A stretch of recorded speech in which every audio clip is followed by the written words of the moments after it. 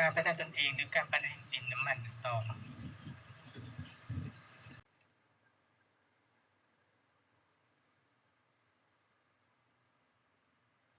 การสรุปผลการพัฒนาตนเอง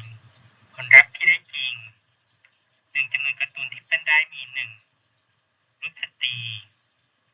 จำนวนพุทธรูปที่ปั้นได้มี3จำนวนเทพบุตรที่ปั้นได้มี4และเวลา2เดือนถึง8สัปดาห์ที่ควรมี24ชิ้นงานคือ3ชิ้นงานต่อ1สัปดาห์ถือว่าเป็นการพัฒนาตนเองที่ล้มเหลวในเชิงปริมาณที่ตั้งไว้ส่วนด้านคุณภาพยังไม่สวยงามตามพุทธศิลป์ทำให้ถูกบูลลี่จากสังคมแผนการในอนาคตแต่